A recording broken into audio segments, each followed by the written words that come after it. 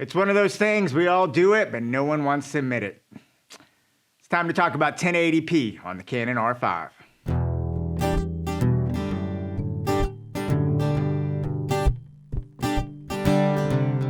All right, so today I'm talking about a component of the Canon R5 that you don't hear a lot of people talk about, but I actually think is something that most of you using this camera actually end up doing, and that is recording in 1080p on the Canon R5. Now, why would you record in 1080p on a 8K camera? Well, there's no doubt, if you look at it, the debate is over. 4K obviously is much, much better for 1080. And if I'm shooting commercial type clients, I will always shoot in 4K HQ on the Canon R5. It's not even a question. I won't even think twice about it.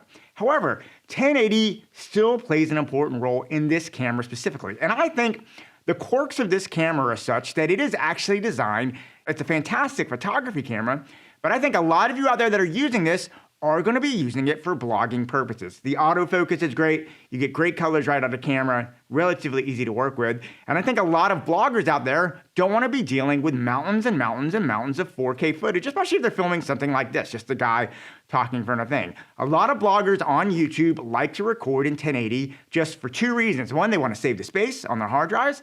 And two, it just makes editing a little bit easier. So because of that, the Canon R5, in my opinion, is a camera that is going to be shot a lot in 1080. And I really haven't seen a lot of people talking about what it means at 1080. Now, my hope was this. When I started these tests and got the Canon R5, it's an 8K sensor. We know it gets really, really oversampled 4K HQ. Can we get that amazing 8K sensor and make spectacular 1080 footage? Well, there's only one way to find out. Let's jump in the computer and take a look. Okay, so here we are in the computer. I've started this off, base settings, 800 ISO, which I thought was a good base for the Canon R5 for video. And I wanted to look here at this 1080 files as we kind of go through. And as you can see, the file is workable. I mean, this is a workable 1080 file. It is a bit soft, but what I want to do is kind of show you how the camera's different settings can be interpreted into 1080. And the first thing I want to do is to take this 1080 footage and compare it to the Canon's 4K HQ All-I. And if you look right here, bam, you can immediately see the difference between the 4K HQ, if I shrink that down to 1080, and the normal 1080. And if I jump over here and look at them side by side, you can really, really see just how much more detail and information you get from that 4K HQ file. Now, this isn't that surprising. The 4K HQ file is taking that 8K sensor in the Canon R5 and downsampling to 4K, and then I'm downsampling that even further into 1080 to get a really, really crisp, nice file. You can really, really see the details here in the texture on the color checker, the words actually on Han's face. So you can really, really see that difference in the detail. Now, what I want to see though is what is the difference between 1080 versus standard 4K on the Canon R5. So I have my standard 1080, but when I jump over to standard 4K, interestingly, there's almost no difference. And I'll sit there and look at that. And if you look here, I'll jump back and forth between the two of them, and you'll see between the 1080 and the 4K, I really can't see really any difference. Now, if I play it, I think you'll see a little bit of a difference in the noise quality between the two of them, which is to be expected. But as far as the image quality, I was actually 100% shocked that my 1080 image from my Canon R5 looks almost identical to my standard 4K image. Okay. This is blowing my mind. I couldn't believe it when I saw it in the test. I could not believe that the 1080 footage from the Canon R5 looked almost identical to the standard 4K footage. I mean, you look at them side by side, it's almost the same thing. I just had to stop saying this right now because I was so completely shocked at this. It just completely blew me away. All right, let's get back to the test. All right, and I was really disappointed because I was really hoping this 1080 footage would be downsampled from a higher sensor and really, really give me some great imagery. But if you look, there's really no difference. And if you look here in the difference between the 4K ROI standard versus the 4K HQ, you can really see the difference there between the two different ones. Back and forth, you can really see that difference between the files. Now, that being said, on the Canon R5, there is another option for 4K that gets you a higher quality. And you can actually take your 4K footage, and if you crop standard 4K, it crops the sensor, and it gets you a much, much higher resolution. Now, you look at this 4K cropped versus non-cropped, and you can immediately see the difference in quality there. And when I bring that 4K cropped versus the 1080 normal file, you can definitely see the quality differences here between the two files. The 4K crop is a little bit crisper and a little bit nice. Now, what I was hoping is that maybe I could take that same philosophy of the R5 and take a 1080 crop file and maybe be able to oversample the sensor again like it does in standard 4K and get a higher resolution 1080 crop. And unfortunately, if you look here, that is not the case. That is muddy and terrible. And if I look at this side by side, you can look at the 1080 crop versus non-crop, and you can just see the 1080 crop just looks terrible.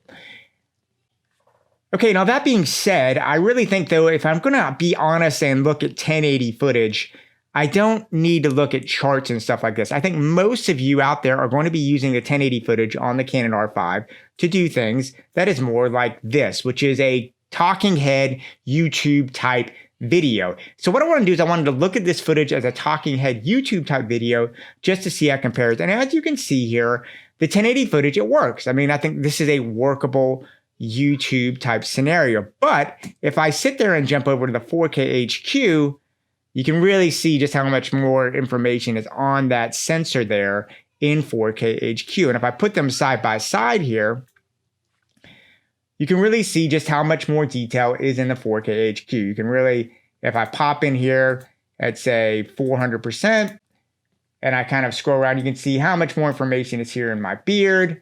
In the detail, you can see how much more crisp my eyes look. So it's not even really a comparison for the 1080 to the 4K HQ. But when you look at this one, when I look at my 1080 versus my standard 4K, once again, I really do not see any discernible difference between these two files. These files look almost identical to me as far as what they are. So 4K standard versus 1080, if you're working on a 1080 timeline, there is no reason why, if you're not filming on 4K HQ, you would film, because the 1080 looks exactly the same. Now, I did go ahead and make the 4K H crop just so you could see it. And here in the crop version, you can see just how much more detail. This is a 4K standard, but it is cropped. And once again, you can really see, if I pop in here, just how much more detail there is in the files. You know, once again, the beard's crisper, the eyes are crisper. You can see my skin a little bit better. It's just a better file. So the standard 4K crop works better. And then just to show you, although it's a complete waste of time, is the 4K crop, or the 1080 crop versus the 1080 no crop. It just looks, that has crossed a level of just terrible mushiness to me, and it doesn't look very good. So that is how those cameras stand up. Okay, so there you go, the test. Now, I want to be completely fair to the Canon R5, and it's not just about comparing different modes in a camera. I actually want to see how the Canon R5 compares head-to-head with two other cameras that I've actually used personally in the past to record 1080 footage, and that is the 5D Mark IV and the GH5. Both cameras have really, really interesting components. I have used the 5D Mark IV for a lot of earlier YouTube stuff. Was always pretty happy with it, honestly. So let's go ahead, put these head-to-head, and see how they come out. So here I am. I've got my 1080 footage in the Canon R5, and then I switched over to the 5D Mark IV. And as you can see, the 5D Mark IV is actually much, much softer. I was a little bit surprised about this. I've used the 5D Mark IV for a lot of YouTube stuff in my life, and honestly was happy with it. And when you look at the 1080 on this thing, it just really doesn't hold up. It's a lot more noise, not nearly as clean. And if I look at these side by side, you can really see the difference here between them. So the Canon R5 really holds up really well for 1080 versus a 5D Mark IV. So if you've been using a 5D Mark IV for 1080 footage, you're going to see a big improve in quality for this. But I wanted to check out one other thing. I have a standard 1080 crop here, and I wanted to see how my other camera does, which I use a lot for 1080, which is the Panasonic GH5. And this is really, boom, where you see an unbelievable difference. The Panasonic GH5 has so much more detail. Look at that versus that.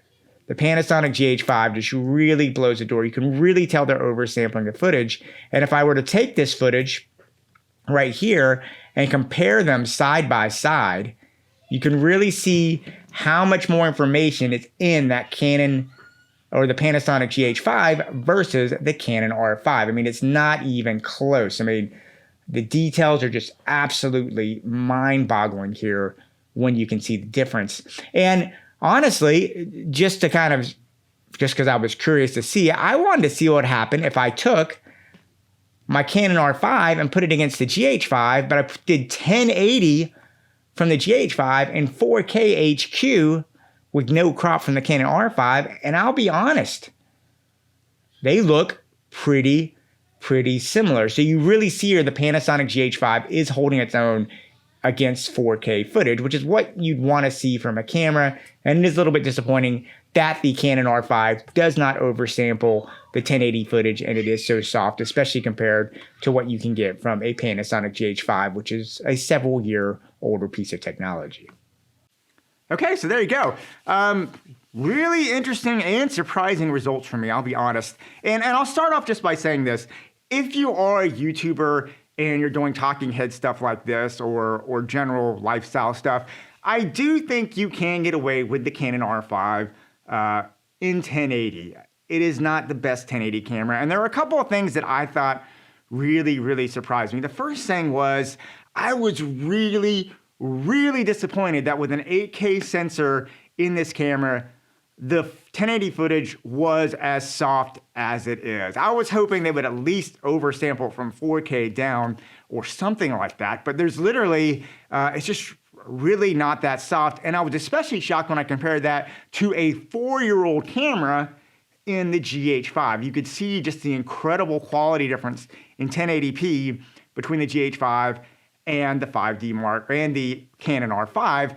Now that being said, the GH5 does not have that autofocus, which as a blogger you need. And that tipping point is the autofocus. It is so critical. But I was still very disappointed into it. The other thing that just completely blew me away, and I just still can't get over this, is the fact that 1080 footage and standard 4K footage on the Canon R5 look almost identical. I could not believe, I would never think that a camera's 4K footage, if you downsample in 1080, would look that identical. So that being said, if you are someone that wants to shoot in 4K, even if you are going to be delivering in 1080 later on, shoot in 4K HQ or shoot in the 4K crop mode. Both of those give you really good results. But if you're going to shoot in 4K standard, why waste the space? You'll get the exact same quality result as a 1080 footage, and you just will use way more space. So completely shocked that 4K standard on the Canon R5 would look exactly the same as the 1080. I mean, almost exactly. That just really completely blew me away. So remember, 4K HQ, 4K crop standard look really good. 4K standard, man, it just looks like 1080. I was really surprised at that. And, you know, just so you know, I will still be using 4K HQ for all my commercial work, but I will probably be switching when I'm doing YouTube stuff between my GH5 if I'm doing product stuff or tight stuff that I don't need to have a lot of autofocus, and my Canon R5 for that autofocus if I'm doing talking heads and stuff like that. So, anyway, really interesting test, guys. I hope that helped you if you are using the Canon R5 for 1080 work. Yes, you can still use it, but just be aware. It is not that great for 1080. And it's just one of those things that I think all my YouTube brethren out there and all those people out there shooting social media, it's just good to know.